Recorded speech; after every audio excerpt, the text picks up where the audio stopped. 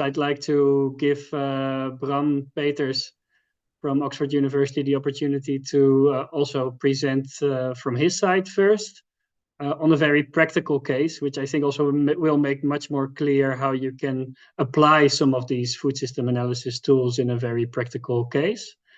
So Bram, feel free to introduce yourself and share your story with us. We're looking forward to it. Thanks a lot, Just, and yeah, really nice to be in a room with such a great number of people who are interacting in such an active way. It's really, really interesting already. And thanks, Helena, also for that introduction to systems thinking. And I think that's really helpful because I will be sharing, based on my experience while I was in Myanmar, working for Eco Corporation, which is now part of Cordate. And I'll be sort of using an example from the Myanmar pulses sector to explain a bit how we've tried to work with the food systems approach and systems thinking perspectives. A bit about myself. Currently, I'm working as global facilitator for Foresight for Food initiative. This is, well, the secretariat of this initiative is with the University of Oxford Environmental Change Institute. And in our current role, we're really trying to help stakeholders, research institutes, governments, decision makers to act upon food system transformation and food system transformation pathways. And I'll be also drawing from some of those experiences in my current work as well. So let me share my screen. So as I mentioned, this is a work that we were doing in Myanmar in 2020, which was actually just before COVID and the military coup. And as such, this is a collaboration between ICO and also MOS, Consultants and Capital, and Tunyat, which is a social enterprise in Myanmar. And essentially, there's a brief outline of the presentation. I'll mention some of the challenges that relate to food systems all across the world. I'll go through that very quickly as you're really in the middle of this course where you're probably learning a lot about this already. I'll introduce and talk about some of the concepts and models that we used throughout this action research. And it reflects quite a lot to what Helena was already sharing. And then I'll try to use those concepts to apply those to what we did in Myanmar, which was talking about the pulses sector. And then I'll conclude with a number of reflections about what systemic development approaches would mean to current initiatives that are trying to tackle food and nutrition security issues and food system transformation.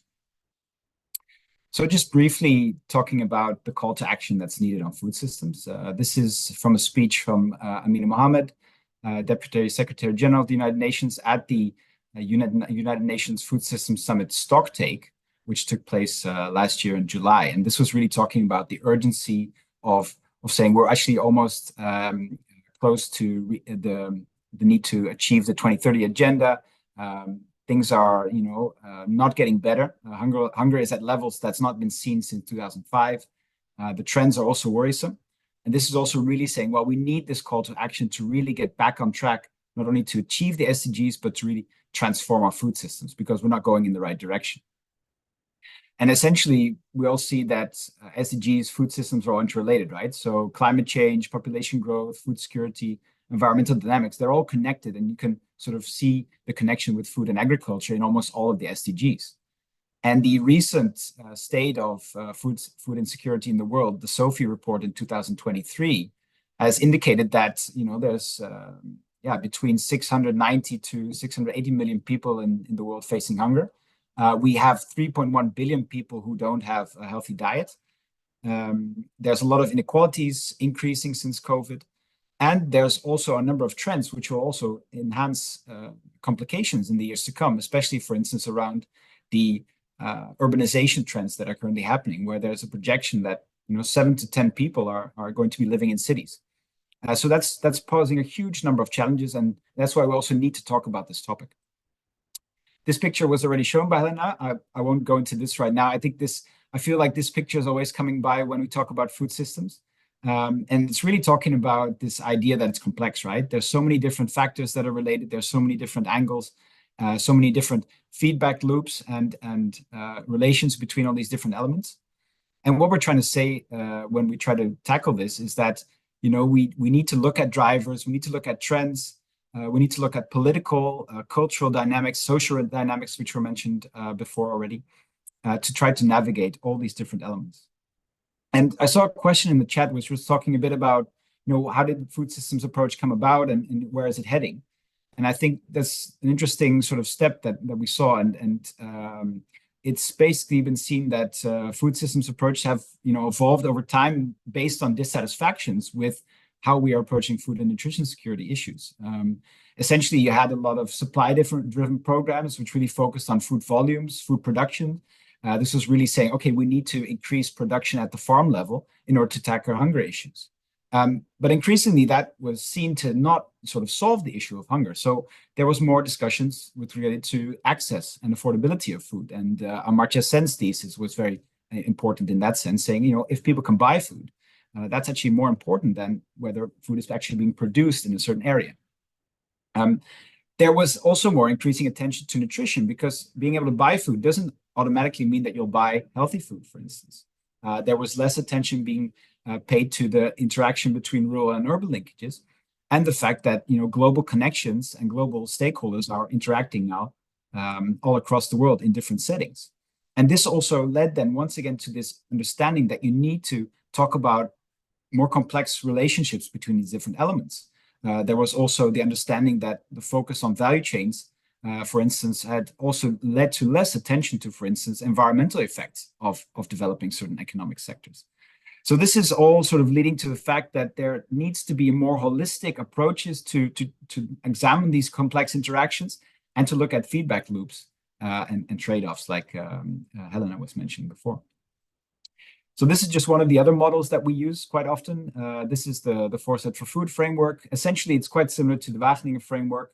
There's a center which is really talking about food system activities and actors and value chains, which are embedded then once again in human systems, and also then embedded into natural systems and the environment. And surrounding all these different interactions are different drivers that are shaping not only how the current food system exists, but also how it developed from the past, and also how it might shape into the future. And of course, it all sort of revolves around what kind of food system outcomes are coming out, and how these also interact with each other. And with Foresight for Food, we're very interested to explore not only what's the current food system today look like, but how it looks in the future. And throughout our work, we try to imagine and try to see what trends and drivers are really shaping different food systems in different levels, so regional, national level, etc. And what we try to imagine when we talk about foresight for food systems is that we have different scenarios of the future where these things could head. And we try to ask ourselves, what are trends that will shape the future? And what are the critical uncertainties that might also lead to different futures and different directions of change? And of course, these are shaped by different assumptions that will help to shape the future. And some questions that we keep asking ourselves is that we want to know what the future risks are and opportunities that might arise. What are the implications of policies and investment? Which future scenarios might be more or less desirable, and for whom? So this also comes back to the interests of stakeholders and the perceptions of stakeholders.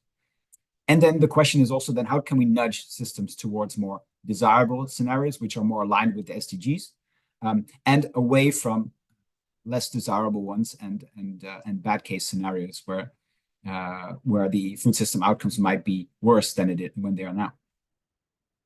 So just coming back to already what was shared on the iceberg model, what we know is that stakeholder engagement is critical, and it's really what's driving systems change is that many different stakeholders are together shaping the food system. And changing the system is not easy. So if you want to transform the system, you have to work with different multi-stakeholder perspectives. You have to really understand in what context are people working together, what's the scope of the food system that you're working with. And you really want to dig deeper and dive deeper underneath to understand what are the underlying structures, the patterns, and the trends, but also especially the mental models that are making the system the way it is now. And there's also the importance of looking for leverage points. So with the understanding that systems are complex, you need a range of different ways or ideas to intervene within a system. And if you imagine that a system is like this circle here on the left-hand side, and you're trying to push it into a new direction, you have to be pushing on different parts of the lever in order to get things to move. And there's two ways in which you can look at this. You can look at them in terms of shallow leverage points or deeper leverage points. And on a shallower side, you can talk about changing the numbers. So changing and understanding, getting more information about what's happening in the system. You can sort of create more awareness about what's happening in the system. You can also redirect resources. You can redirect flows of goods or stocks or feedback loops in order for people to start making new connections and to gradually push things in a new direction. It's also a lot about changing information flows, so getting people connected who weren't connected before, changing the things that are being measured, for instance, changing the way things are being measured, and helping people to get a new understanding of that system. And then the more deeper intervention points, you could say, could be about changing the rules of the game, changing the rules and the policies that exist around the food system. And if you look at the more even deeper ends, this is about changing mindsets and paradigms. It's about changing the purpose or the goal of the food system, the DNA of the system, and changing the paradigms that people have when they engage with food and with food systems. So this is just a very sort of conceptual introduction that will help us to look at what we did in Myanmar. So I'll just briefly introduce what we were working at in that context. So we tried to, as an NGO, we tried to say, well, okay, the food systems approach is very interesting. We are used to using value chain approaches. We are used to using combinations of economic interventions together with lobby advocacy activities. We're working in the context of Myanmar, where we have a lot of experience with different pulses value chains. So we were interested to see how we can use a food system perspective to not only enhance the current things we are doing, but also to develop a more systemic approach to what we are trying to find out. So we tried to focus on the Myanmar Delta region, which is a sub-region of the south of Myanmar, and we focused on what's happening around the pulses. So we tried to fix the scope around this pulses production sector, but also with the understanding that, for instance, pulses are interacting with rice and fisheries as well in that same domain. And what we're eager to find out was not only to get our understanding better, but to also find that as an entry point to initiate new partnerships and to develop portfolio programming for our organization, as well as create lobby advocacy messages to key decision makers about the importance of this integrated idea. So in our analysis, we tackled interlinkages between environment, social, economic dimensions, all revolving around pulse production and slightly beyond. We tried to look at especially climate change. So we said, well, okay, what's needed as a sort of northern star? We said, what's needed to develop a climate resilient pulses sector? And then we tried to apply systems analysis as a research methodology and to develop leverage points where we could sort of start intervening together with a coalition of partners. So in Myanmar, just to briefly sketch for those who were not too much familiar of the context, this is all before the military coup, which changed the situation quite substantially and not for the better, I should say. We focused on the Delta region. There's a lot of wet areas, a lot of flooding happening. There's a lot of pulse growing, which is happening in rotation with rice. We saw rice, fisheries, and pulses all there, and many different households having different forms of income. But we also saw that pulses are really a growing market. So Myanmar was the largest food export of pulses in the world, actually, accounting for 7% of global pulse production, which is quite substantial. But we also saw that Myanmar was at substantial risk from climate change. And another development which was important for us was that the Myanmar government, which was democratically elected at the time, was moving from a strategy of focusing only on rice to saying, okay, we need a more diversified food basket to help not only support food and nutrition security, but also income and exports. So what we used for this analysis was a range of different tools. So if you see here, the main sort of map we used to develop all different types of interconnections. We engaged in a literature review. So essentially, we focused on a range of different steps that were indicated in the toolbox, where we tried to find out what are stakeholders doing, who's involved in this whole production sector, what kind of activities, what kind of value chains. We did that through literature review and stakeholder analysis.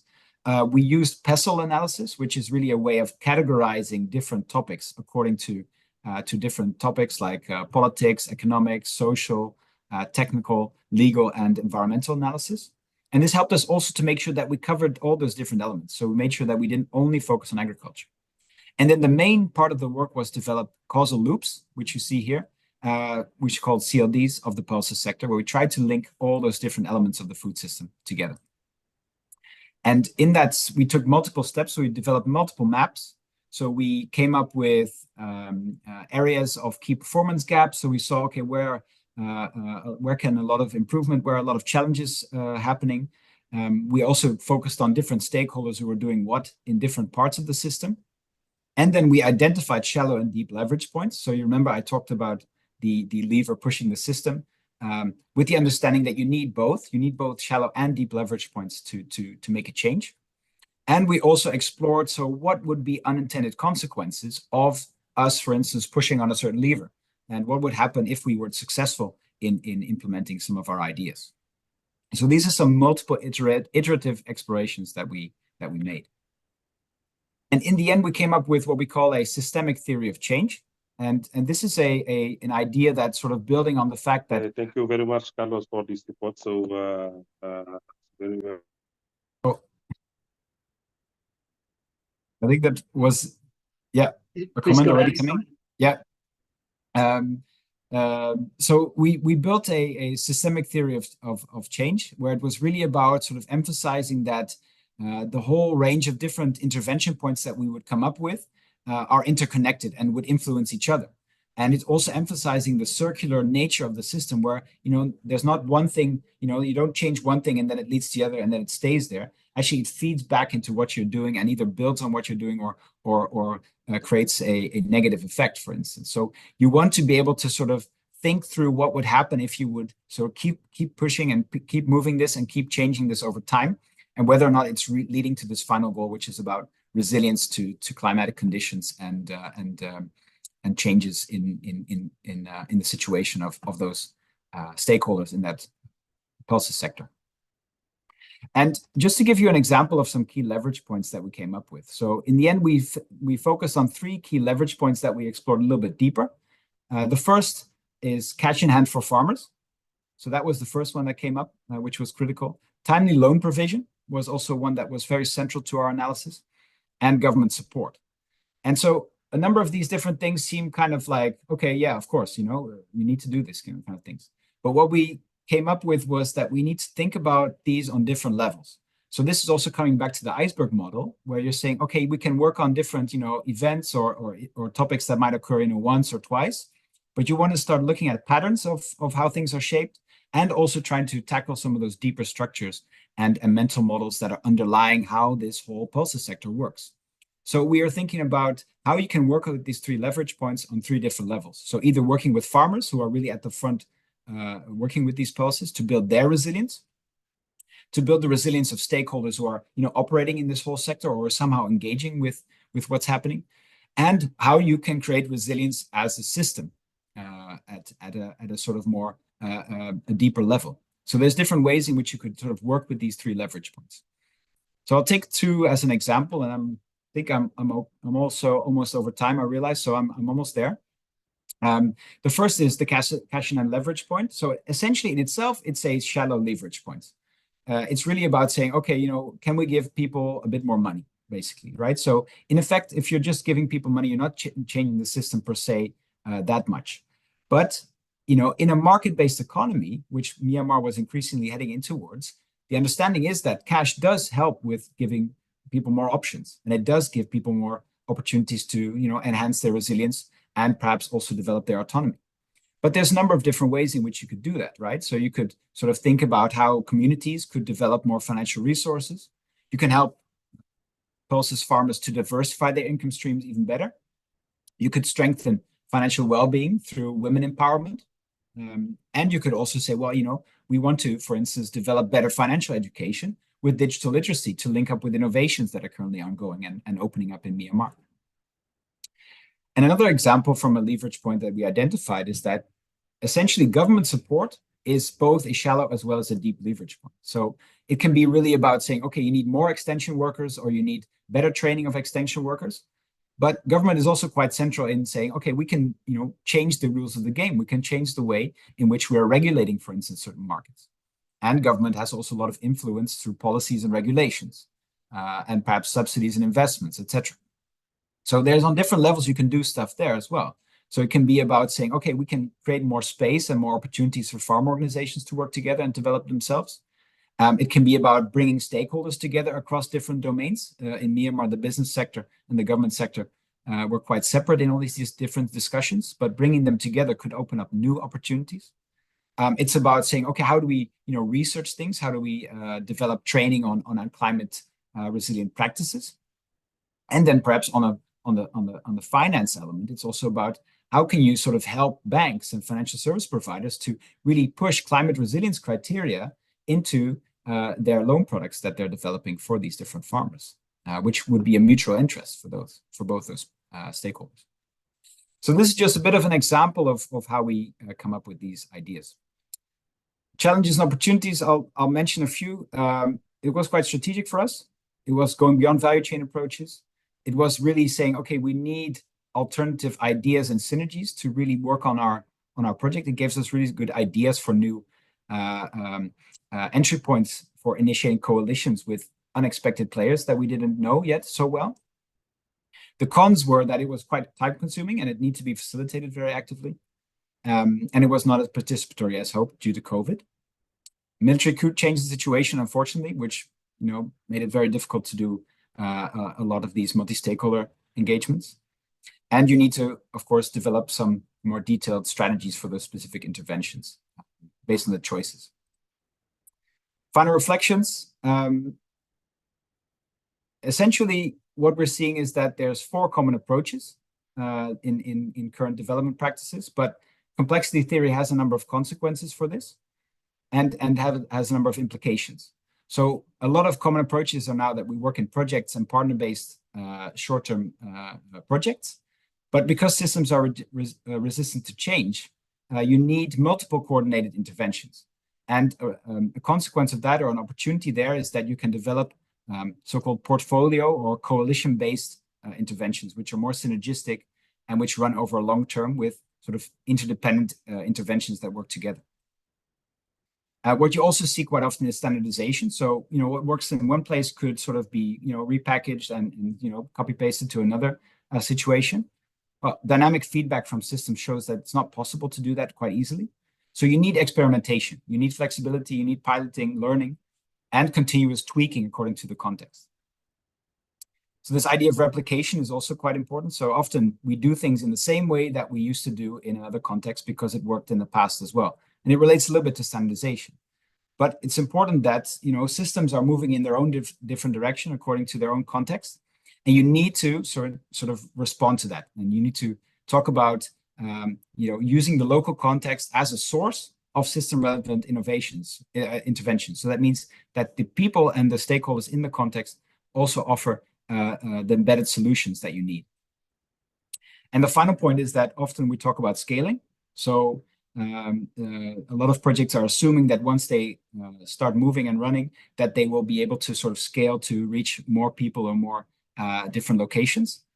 But it's very difficult to assume how scaling works. And the fact that systems are not directly or linearly organized, it makes it quite difficult to really focus on, for instance, how you would scale and how you would generate, especially tech-driven solutions that would amplify.